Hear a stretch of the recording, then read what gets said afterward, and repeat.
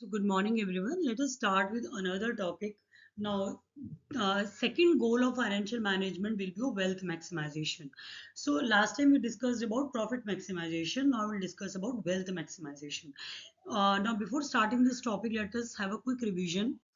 Do you really think that profit maximization can be the appropriate goal of financial management? No, because it has so many technical flaws which we discussed last time.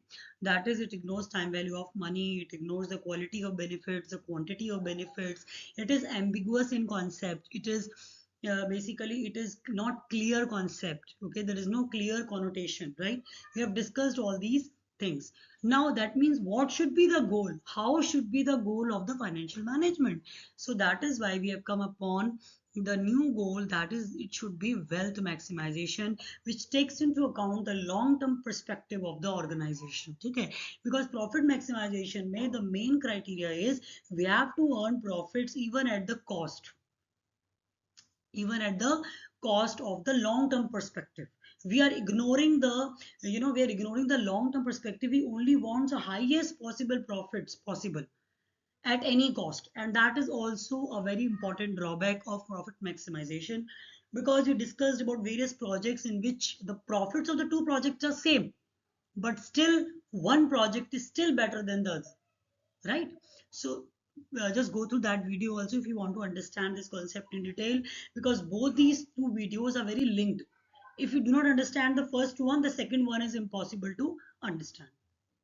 Now we will start with wealth maximization. Now, wealth maximization means maximization of profit used to be the main aim of business, but now I told you that it was a traditional approach.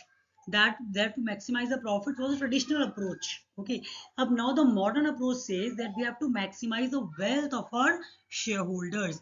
Wealth maximization का मतलब क्या होता है? That means the market price of the capital invested by the shareholders that should increase. Okay, I explain you. पहली बात, wealth maximisation का मतलब होता है नेट वर्थ मैक्सिमाइजेशन. समझ आ गया? जैसे प्रॉफिट मैक्सिमाइजेशन होता है, ईपीएस मैक्सिमाइजेशन, इसको हम बोलते हैं नेट वर्थ मैक्सिमाइजेशन. जो net worth of the company है, जो वैल्यू ऑफ द कंपनी है, वो मैक्सिमाइज होनी चाहिए. ठीक है ना? कंपनी की वैल्यूएशन ज्यादा होनी चाहिए. कंपनी की मैक्सिमाइजेशन, वैल्यू मैक्सिमाइजेशन प्रिंसिपल भी बोलते हैं इसको, नेट वर्थ मैक्सिमाइजेशन भी बोलते हैं, वैल्यू मैक्सिमाइजेशन भी बोलते हैं, और वेल्थ मैक्सिमाइजेशन भी बोलते हैं. So you to write these names, you can write down. Suppose करो एक शेयर होल्डर के पास कुछ शेयर्स हैं कंपनी में. सपोज करो let's say there are 3 shareholders, A, B and C. ठीक है? These three are the equity shareholders. He holds, suppose say 10,000 shares. ठीक है? He holds say 30,000 shares, and let's say he holds 50,000 shares. ठीक है? And let's say D is also there, so he holds like 50, 10, 30, and he holds again 10 shareholders, right? Now these are the these are the share, then 1,000 shares, 30,000 shares, 50,000 shares, and 10,000 shares. Now these are the shares held by these shareholders who are the equity shareholders. Okay, now if the value of the company increases, that means the price of per share increases. Let's say they purchase, the A purchase one share at the cost, everybody, the price of the share is rupees is same only. Let's say when these shareholders purchase a share, one share was ₹100. एक share जो था वो 100 rupees का था. तो ए के पास कितने शेयर्स हैं? Take a copy and a pen and write down. A के पास कितने शेयर्स हैं? 10,000 शेयर्स हैं. सो 10,000 इंटू 100 विल बी, ठीक है ना, 100,000 शेयर्स. ठीक है, sorry, 10,000 shares, right. Next, B के पास 30,000 शेयर्स है. So value of one share is ₹100. So total value of the shares of B will be again 300,000, right? Then again C, 50,000 shares into 100, that means 5 lakh shares. 5 lakh is the worth, right? So what does it mean? You can do the calculations on your own. Okay, so what the main I want to tell you is, if one share is of ₹100 and the shareholders is having some number of shares, okay, so the value of these total will be different for all. Now let's say if the value of the company increases, ठीक है, company की value बढ़ गई. Company की value बढ़ गई मतलब company का जो शेयर प्राइस था वो बढ़ गया. ऑब्वियस बात है, जो चीज महंगी होगी तो कंपनी की शेयर प्राइस बढ़ जाएगी. जब कंपनी की वैल्यू बढ़ेगी तो शेयर प्राइस तो मार्केट में महंगा हो जाएगा, उसे हर कोई नहीं खरीद पाएगा. तो क्या होगा, शेयर प्राइस बढ़ जाएगी। अगर कंपनी के शेयर की प्राइस बढ़ेगी, दैट मीन सपोज करो इसका शेयर प्राइस हो गया 120 रुपए। अब ए के पास टोटल कितनी वेल्थ हो गई, 10,000 इंटू 120। बी के पास कितनी वेल्थ हो गई, 30,000 इंटू 120 रुपीज। देन सी के पास कितनी वेल्थ हो गई, 50,000 इंटू 120 रुपीज। डी के पास कितनी वेल्थ होगी, 10,000 into 120 sorry 10,000 into 20 rupees. These are the increase in the wealth of the shareholders. अब क्योंकि कंपनी की वैल्यू बढ़ गई, कंपनी का शेयर प्राइस बढ़ गया, तो इन सबके शेयर होल्डर्स के जो शेयर्स थे उसकी वैल्यू बढ़ गई ऑटोमेटिकली, और इनकी वेल्थ बढ़ गई। जब कंपनी के इक्विटी शेयर होल्डर्स की वेल्थ बढ़ जाती है तो कंपनी की वैल्यू तो ऑटोमेटिकली बढ़ गई। समझ आ गया? It's a very important concept जो समझ में आना चाहिए, ठीक है। इसलिए हम इसको क्या बोलते हैं, net worth maximization. Net assets जो मेरी कंपनी की है वो बढ़ गई, ठीक है, मेरी कंपनी की जो मैंने कैपिटल इंप्लॉयड करी थी वो बढ़ गई। सो मार्केट प्राइस के बढ़ने से क्या हुआ, मेरे शेयर होल्डर्स की वेल्थ जो थी वो बढ़ गई। समझ आ गया? इसको हम बोलते हैं वेल्थ मैक्सिमाइजेशन प्रिंसिपल। इतनी सी बात समझनी है इसके अंदर आपको कि ये मॉडर्न अप्रोच है। सेकेंडली आपको ये समझना है वेल्थ मैक्सिमाइजेशन को हम वैल्यू मैक्सिमाइजेशन भी बोलते हैं, और इसको हम नेटवर्थ मैक्सिमाइजेशन भी बोलते हैं, और वेल्थ मैक्सिमाइजेशन तो बोलते ही हैं। थर्ड पॉइंट में कि अगर शेयर होल्डर की पास कुछ शेयर्स हैं और कंपनी की वैल्यू बढ़ती है, दैट मीन शेयर की प्राइस बढ़ गई, शेयर की प्राइस बढ़ गई तो शेयर होल्डर की जो वेल्थ है वो भी बढ़ेगी, बिकॉज उसके पास शेयर्स हैं। और उसके पास अगर शेयर की प्राइस वैल्यू बढ़ेगी तो ऑब्वियसली शेयर होल्डर की भी वेल्थ ऑटोमेटिकली बढ़ जाएगी, ठीक है। सो ये इतना सा कॉन्सेप्ट है जो आपको समझना। Now how we calculate wealth? Now this is a very important concept जो हमें पूरे में ही समझना है। सी, इसको ध्यान से सुनना। वेल्थ कैलकुलेशन का ये फॉर्मूला आपको बहुत इंपॉर्टेंट तरीके से लिखना है। Present value of all the cash inflows minus present value of all the cash outflows. ये फॉर्मूला पहले तो लिख लीजिए कॉपी पर। वेल्थ का फॉर्मूला क्या होता है, present value of all the cash inflows minus present value of all the cash outflows, ठीक है। इसका ध्यान रखना। अभी होता क्या है, देखिए, प्रेजेंट वैल्यू का मतलब क्या होता है, जो वैल्यू आज है मेरे पैसे की, ठीक है, उसको बोलते हैं प्रेजेंट वैल्यू। पहले इतना सिंपल समझते हैं, फिर आपको समझाऊंगी मैं थोड़ा डेप्थ में। और कॉस्ट को यहाँ हम क्या बोलेंगे, present value of cash outflows. क्या बोलेंगे, present value of cash outflows. समझ आ गया? इसको याद कर लो, मैं नेक्स्ट स्लाइड में आपको एग्जांपल दूंगी, फिर आपको समझ में आएगा। तो प्रेजेंट वैल्यू समझ आ गई, जो वैल्यू आज है। सपोज करो आज आप मार्केट जाते हो और एक वॉशिंग मशीन खरीद के लेकर आते हो घर पे, ठीक है। आपने कितने पैसे दिए वॉशिंग मशीन के, लेट से आपने वॉशिंग मशीन 55,000 की वॉशिंग मशीन खरीदी, IFB मॉडल, ठीक है। तो वहां आपने जो आपने कॉस्ट दी वो कॉस्ट मानी जाएगी कि आपकी इनकम मानी जाएगी, कॉस्ट। तो क्या मानी जाएगी, कॉस्ट। जो आपने खर्चा की, दैट मीन्स कॉस्ट मतलब खर्चा किया जो आप, ठीक है। इसको बोलते हैं present value of cash outflow. Present value क्यों, बिकॉज आज आपने वो मशीन खरीद ली, तो आज आपकी वो क्या होगी, प्रेजेंट वैल्यू। उसको हम क्या बोलेंगे, आज मैंने खरीदी है ना, आज मैंने खर्चा किया है ना, तो वो मेरी क्या होगी, प्रेजेंट वैल्यू। कॉस्ट हमेशा प्रेजेंट वैल्यू ही होगी आपकी, ठीक है, क्योंकि वो आज आपने दे दी है, ठीक है। तो इसको हम बोलते हैं प्रेजेंट वैल्यू। कैश आउटफ्लो मतलब जो मेरे बिजनेस से बाहर जा रहा है उसको बोलते हैं cash. Now let us start with an example. Let us see if a company invest in a project. It's because we have to understand the concept of the formula present value of the cash inflows minus present value of the cash outflows. Basically this is the very important concept of wealth maximization. इसके बिना आपको concept समझ में नहीं आएगा, ठीक है। इसको हम बोलते हैं नेट प्रेजेंट वैल्यू अप्रोच, ठीक है। अब आपको समझ में सब आ जाएगा। एक बार हम एग्जाम्पल करते हैं अच्छा सा कोई। सपोज एक कंपनी इन्वेस्ट करती है किसी प्रोजेक्ट में जिसकी कॉस्ट है 4,000 रुपीज, ठीक है।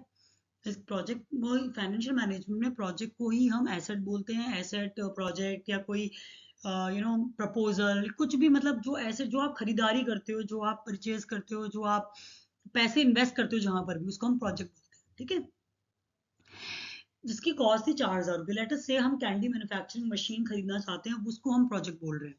तो सपोज वो 4,000 रुपये की है, ठीक है। और रिटर्न जो आपको इस प्रोजेक्ट देगी, ये जो मशीन देगी आपको, जो कुछ सालों में इससे आप कितना रेवेन्यू अर्न कर सकते हो, कितना आपको ये अच्छा कैश इनफ्लो देगी, वो है पहले ईयर में आपको 1,000 रुपये देगी, दूसरे ईयर में 2,000 देगी, तीसरे में 500 देगी, एंड थर्ड फोर्थ में 750 देगी, ठीक है। एग्जाम्पशन ले रहे हैं हम, छोटा सा एग्जाम्पल लिया हमने, ठीक है।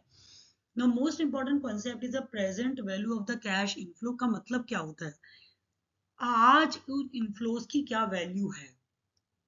प्रेजेंट वैल्यू मतलब आज की वैल्यू, राइट।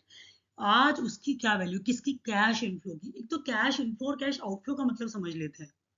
कैश इनफ्लो का मतलब होता है the cash coming into the business, जो बिजनेस में कैश मेरे पास आ रहा है, जो मैं कमा रही हूँ, ठीक है।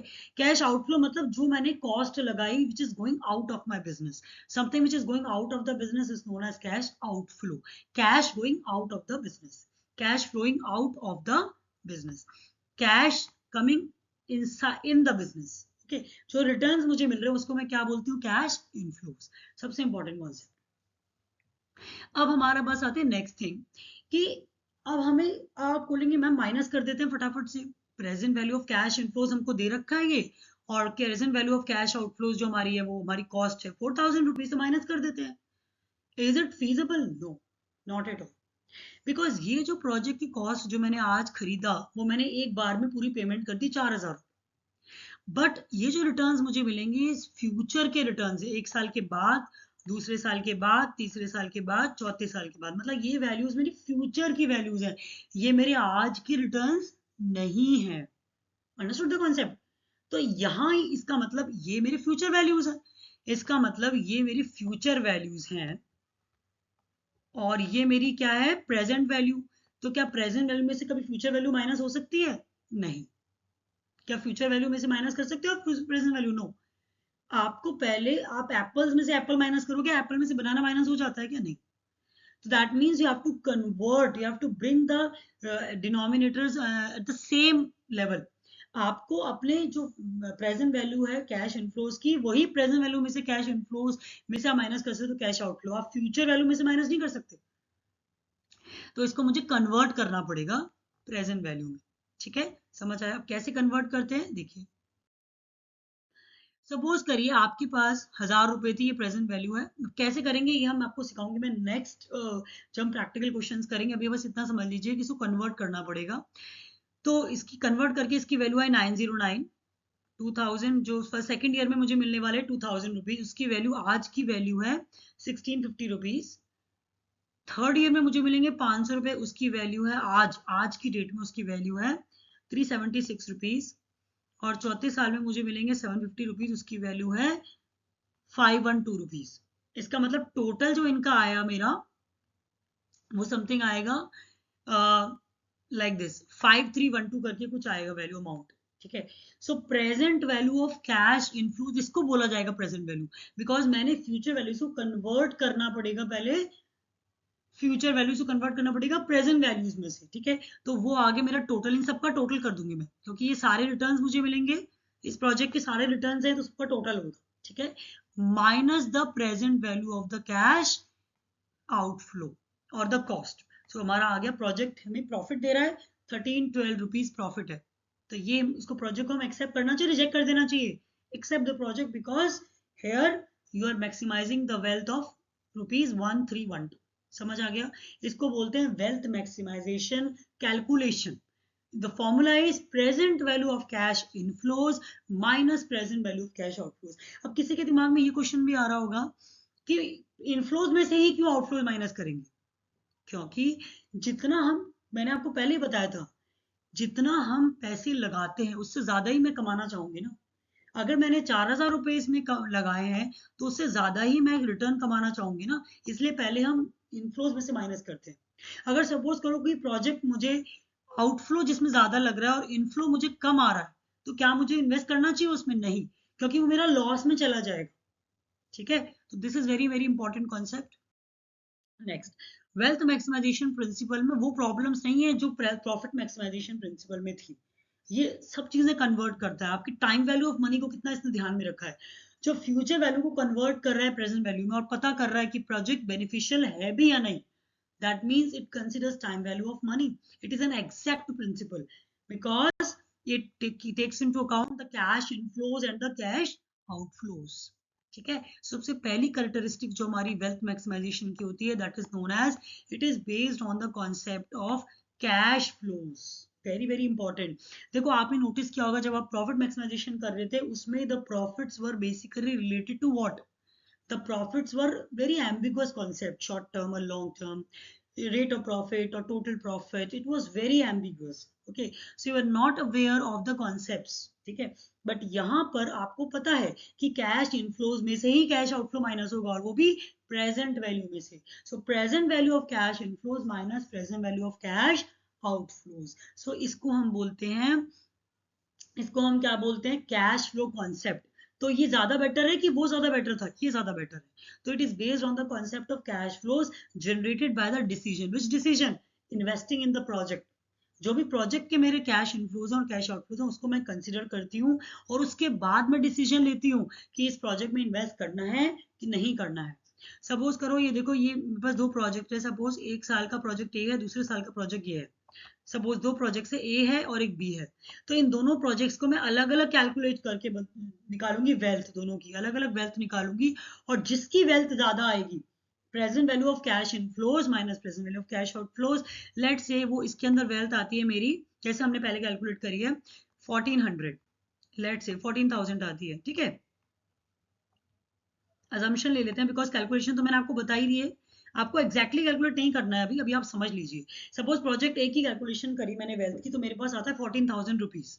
और प्रोजेक्ट बी की मैंने कैलकुलेशन करी, मेरे पास आता है 17,000 रुपीज. ठीक है, लेट से 17,000 रुपीज आता है. सो 17,000 जो मेरे पास आया, वो ये ज्यादा, इसमें ज्यादा कौन सा प्लस में आया? सपोज दोनों ही प्लस में आए, तो किसकी ज्यादा है वेल्थ मैक्सिमाइजेशन? वेल्थ किसमें ज्यादा मिल रही है? बी में. लेकिन दोनों की कॉस्ट देखो सेम लग रही है, 1,00,000 रुपीज कॉस्ट, 1,00,000 रुपीज कॉस्ट, दोनों की सेम लग रही है. लेकिन मुझे 17,000 रुपीज मिल रहे हैं वेल्थ, मतलब एक्स्ट्रा मिल रहा है इन द प्रोजेक्ट बी. और प्रोजेक्ट ए मुझे दे रहा है वेल्थ ऑफ रुपीज 14,000. मैं कौन सा लूंगी? प्रोजेक्ट बी लूंगी ना. So it is a definite connotation, it is a concept with a definite connotation. यहाँ कोई एम्बिग्यूटी नहीं है, कोई अनक्लैरिटी नहीं है, सब कुछ बहुत क्लियर है कि कैश फ्लो के बेसिस पर ही मुझे डिसीजन लेना है. अगर मेरा कैश फ्लो ज्यादा है, मेरे present value of cash flow inflows minus present value of cash outflows मेरा ज्यादा आता है, तो ही मैं लूंगी प्रोजेक्ट को, अदरवाइज मैं प्रोजेक्ट को नहीं लूंगी. ठीक है, तो ये एक डेफिनेट कॉनोटेशन है, इसमें कोई क्लैरिटी की कमी नहीं है, ये बिल्कुल क्लियर है, एम्बिगुअस नहीं है, और डिफाइंड है, प्रिसाइज है. ठीक है.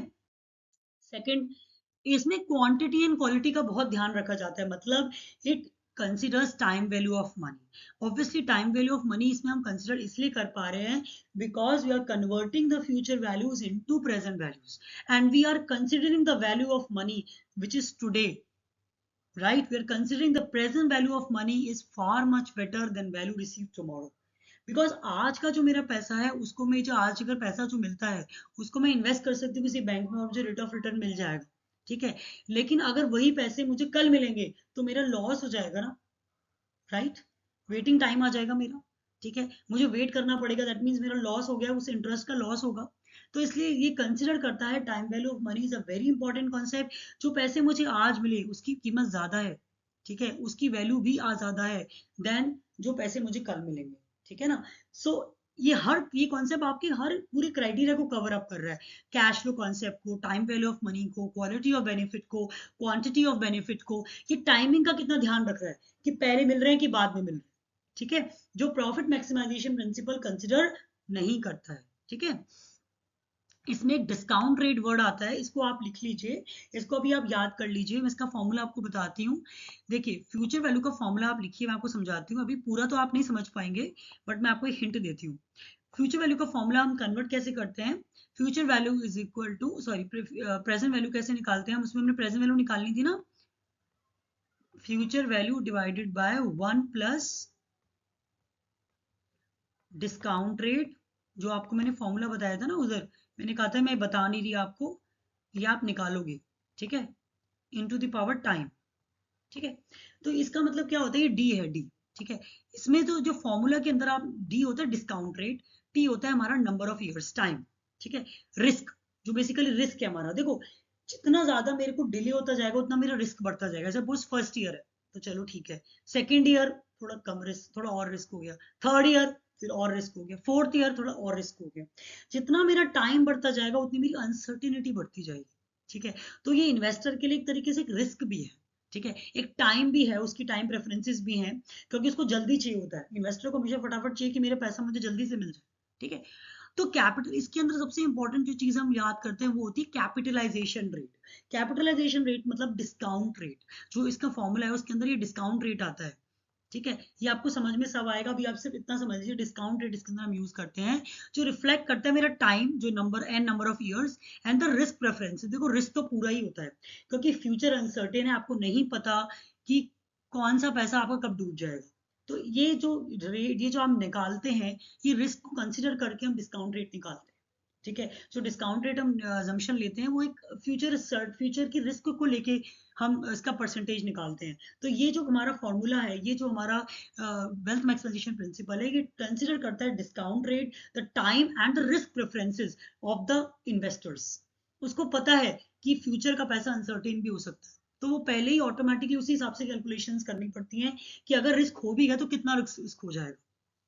ठीक है, तो टाइम को कंसिडर करते हैं, नंबर ऑफ इयर्स कितने लग रहे हैं पैसे को आने में, आज मिल रहा है कि कल मिल रहा है। ठीक है, everything it takes into consideration, इसलिए इसको हम बोलते हैं कैपिटलाइजेशन रेट और डिस्काउंट रेट। ठीक है, थर्ड, अब ये देखिए, ये सबसे इंपॉर्टेंट थिंग है, बहुत अच्छी चीज क्या आते हैं, it is based on the concept of cash flow, जो हम डिस्कस कर ही चुके हैं आपके बारे में। It is no ambiguity in the concept, इसमें कोई अनक्लैरिटी नहीं है, बिल्कुल क्लियर कॉन्सेप्ट है, इसमें कोई प्रॉब्लम्स नहीं है। इसमें क्वालिटी का भी है और क्वांटिटी, मतलब टाइमिंग ऑफ द बेनिफिट्स, इसमें आपका टाइम पैटर्न बहुत अच्छे से कंसिडर किया जाता है कि आपको कब कैश मिल रहा है, फ्यूचर में मिल रहा है, प्रेजेंट में मिल रहा है। ठीक है, दूसरा टाइमिंग इज वेरी इंपॉर्टेंट, कितनी सर्टेनिटी से मिल रहा है, that is also very important. ठीक है, टाइम वैल्यू ऑफ मनी को कंसिडर करता है ये, और इसके अंदर डिस्काउंटिंग करते हैं हम, जो मैंने आपको डी बताया ना, D that is discount rate. इसके अंदर हम डिस्काउंटिंग रेट करते हैं, कैपिटलाइजेशन रेट होता है जो रिफ्लेक्ट करता है आपके टाइम और risk preferences of the investors. ठीक है, जिसकी वजह से ये प्रिंसिपल, ये जो वेल्थ मैक्सिमाइजेशन हमारा प्रिंसिपल है, ये बहुत सॉलिड हो जाता है, ये बहुत डीप फाउंडेशन देता है हमारी फाइनेंशियल मैनेजमेंट को। इसमें एक बहुत इंपॉर्टेंट कॉन्सेप्ट और आता है जिसको हम कहते हैं ईवीए। जो आपका आंसर होगा ना, उसमें सारे पॉइंट्स कवर होंगे, तो आपको अच्छे मार्क्स मिल जाएंगे, चाहे आप एक ही पेज का आंसर लिखेंगे, बट आपके सारे पॉइंट्स अगर आपने मेंशन कर दिए तो आपको will get good marks, because it is a very very it is genuinely made by me, and on my full efforts I have made it with my full efforts with adding all the important things which should be in an answer. ठीक है, तो आप कर सकते हैं इसको याद। EVA क्या चीज होती है, किसी प्रोजेक्ट से इन्वेस्ट करने में मेरी कितनी वेल्थ बढ़ रही है। ठीक है, इसका मतलब है it is a comprehensive and objective view of the project performance. It has to determine whether a propose investment contributes to owners wealth. देखो ये भी वही सेम चीज कह रहा है, इसके अंदर एक कॉन्सेप्ट को हम बोलते हैं कितनी मेरी वैल्यू ऐड करी इसने। इस सपोज किसी प्रोजेक्ट में हम इन्वेस्ट करते हैं, ठीक है, तो हमें ये देखना होता है कि इस प्रोजेक्ट में इन्वेस्ट करने पर क्या मेरी वेल्थ बढ़ रही है। If I get a positive EVA, it means it is increase in my wealth. And that means increase in the share prices. अगर मेरे को उस प्रोजेक्ट से नेगेटिव ईवीए मिल रही है, that means decrease in the share prices और decrease in the wealth. इसका भी अलग फॉर्मूला होता है, जैसे वेल्थ का होता है इसका भी फॉर्मूला है, ये भी वेल्थ को ही बताता है।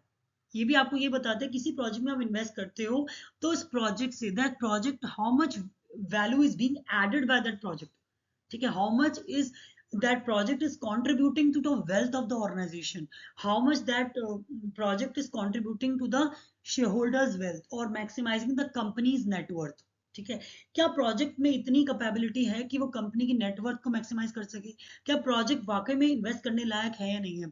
तो ईवी अगर आप निकालोगे तो भी आप पता कर सकते हो कि प्रोजेक्ट मैक्सिमाइज कर रहा है प्रॉफिट्स को या नहीं कर रहा है।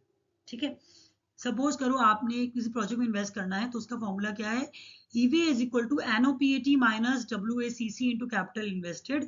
ये आपको अभी समझ में नहीं आएगा, बस ये फॉर्मूला आपको याद कर लेना है। अब आपको लिखने के लिए फॉर्मूला पता होना चाहिए, इसके प्रैक्टिकल क्वेश्चंस वगैरह हम डिस्कस करेंगे, लेकिन बस आपको भी ये समझना है कि इसको लिखना कैसे है। तो EVA का फॉर्मूला क्या होता है, देखो सिंपल सा फॉर्मूला है इसका, एक पहले वो कर लेते हैं। जितने भी नेट प्रॉफिट्स आफ्टर टैक्स मैंने कमाए उस प्रोजेक्ट से, सपोज करो किसी प्रोजेक्ट में हम इन्वेस्ट कर दिया, उससे आपने जितना प्रॉफिट अर्न किया after tax, obviously after tax, ठीक है, जितना भी प्रॉफिट आपने अर्न किया after deducting the taxes and all the cost, उसमें से माइनस कर दो जितना उस प्रोजेक्ट में आपने कॉस्ट लगाई, cost of financing the investments, जितना आपने कॉस्ट लगाई उसको माइनस कर दो, तो बाकी क्या बचा आपका ईवीए। तो जितना नेट प्रॉफिट था, सिंपल सा फॉर्मूला है, एनओपीएटी मतलब net profit after tax, net operating profit after tax, ठीक है। तो आफ्टर टैक्स जो आपने प्रॉफिट लिए उसमें से माइनस कर दीजिए जो cost of financing the investment है, तो भी आपका ईवीए आ जाएगा। इसे और डिटेल में अगर हम करते हैं डिटेल में, तो इसका फॉर्मूला क्या होता है, NOPAT minus WACC into capital invested. WACC is your weighted average cost of capital. ये अभी समझ में नहीं आएगा, जब भी हम आगे आगे चैप्टर्स पढ़ेंगे तब आएगा, ठीक है। भी सिंपल से फॉर्मूला कर लो, NOPAT minus cost of financing the investments. अब देखिए सपोज कंपनी का नेट प्रॉफिट था 1 लाख रुपीज और कॉस्ट ऑफ फाइनेंसिंग थी 10,000 रुपीज। 10,000 रुपीज को उसको फाइनेंस करने में लगी इन्वेस्टमेंट को, तो आपको टोटल आपका प्रोजेक्ट कितना बेनिफिट दे रहा है, 90,000 का। तो इसका मतलब ये प्रोजेक्ट में इन्वेस्ट करना चाहिए, yes, because this investment, this project is contributing to wealth maximization, is contributing to owners wealth, is contributing to shareholders wealth, it is contributing to net worth of the company, ठीक है। ये concept बहुत important है, इसमें आपको जो mention करना है वो है कैश फ्लो कॉन्सेप्ट हो गया, second time value of money को कंसीडर करता है, third quality of benefit and quantity of benefit, discount rate को कंसीडर करता है which involves time and the risk preferences of investors. Then इसमें ईवीए आता है, EVA is directly linked to the owners wealth maximization. That means if project is having positive EVA, it means positive EVA means increase in share prices. If a project is showing negative EVA, it means decrease in the share price or decrease in the profits. Now this is basically, again, this is the basically I have given you this this is a difference which you can easily now understand and learn.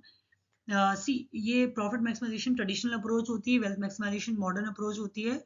Time value of money consider करता है, time value of money को, profit maximisation consider नहीं करता है, नहीं करता है, ignore मतलब नहीं करता है consider, and wealth maximization consider करता है टाइम वैल्यू ऑफ मनी को। यहाँ रिस्क एंड अनसर्टेनिटी ज्यादा होती है, इधर रिस्क एंड अनसर्टेनिटी कम होती है, ये कंसिडर करता है। ये इग्नोर करता है टाइमिंग ऑफ बेनिफिट को, वेल्थ मैक्सिमाइजेशन कंसिडर करता है timing pattern of the benefits को। ये profit maximization short term goals पे कंसिडर करता है, ये लॉन्ग टर्म गोल्स को कंसिडर करता है। मीनिंग आपको बता ही दिया, we have to earn maximum profits as much as possible, and we have to here in the wealth maximization we have to maximize the shareholders wealth which is reflected in the increase in the market price of the shares. इसको हम कहते हैं earning per share maximisation, इसको हम कहते हैं net worth और net present value maximisation. इसमें एम्बिग्यूटी रहती है, क्लियर कॉन्सेप्ट नहीं है, ये वेग और एम्बिगुअस नहीं है, बिकॉज इसके अंदर कैश फ्लोज होती हैं, present value of cash inflows minus present value of cash outflows. इसका डिविडेंड पॉलिसी पे क्या इम्पैक्ट पड़ता है, इग्नोर करता है इम्पैक्ट ऑफ डिविडेंड पॉलिसी, ठीक है, बट ये कंसिडर करता है the effect of dividend policy on the market price of the shares.